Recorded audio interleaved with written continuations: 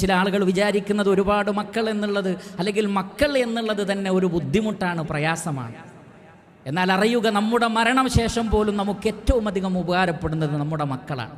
ആ മക്കളുടെ അമലുകൾ പോലും നമ്മുടെ അമലായി രേഖപ്പെടുത്തും. നബി സല്ലല്ലാഹു അലൈഹി വസല്ലം പറയുന്നത്, നിങ്ങൾ വിട്ടേച്ചു പോകുന്നതിൽ ഏറ്റവും ഖൈറായത് വവലദുൻ സാലിഹുൻ യദ്ഉ ലഹു, നിങ്ങൾക്ക് വേണ്ടി ദുആ ചെയ്യുന്ന സാലിഹീങ്ങളായ മക്കളാണ്. അത് സ്വർഗ്ഗത്തിൽ ദറജകൾ വർദ്ധിക്കാൻ കാരണമായി തീരും. അവർ ചോദിക്കും, ഈ ദറജകൾ എന്തിനാണ് ഞങ്ങൾക്ക് വർദ്ധിപ്പിക്കപ്പെട്ടത്? നേരത്തെ ഇത്രയും ദറജയില്ലായിരുന്നല്ലോ. പറയപ്പെടും, ബിസ്തിഗ്ഫാരി വലദികും, നിങ്ങളുടെ മക്കൾ നിങ്ങൾക്ക് വേണ്ടി ഇസ്തിഗ്ഫാർ നടത്തുന്നുണ്ട്. മക്കളുടെ ആ പാപമോചന പ്രാർത്ഥന കാരണമാണ് സ്വർഗത്തിൽ ഈ ദറജകൾ വർദ്ധിക്കുന്നത്. അനുഗ്രഹമാണ് മക്കൾ. അവരെ നന്നായി വളർത്തുക, നന്നായി നോക്കുക. അതുകൊണ്ട് ധാരാളം മക്കളുണ്ടാകട്ടെ. കഴിവുള്ള ആളുകൾ ആ രൂപത്തിൽ ചിന്തിക്കുകയും അവരെ നന്നായി വളർത്തുകയും ചെയ്യുക. അല്ലാഹു സുബ്ഹാനഹു വ തആല നാം ഏവരെയും അനുഗ്രഹിക്കുമാറാകട്ടെ.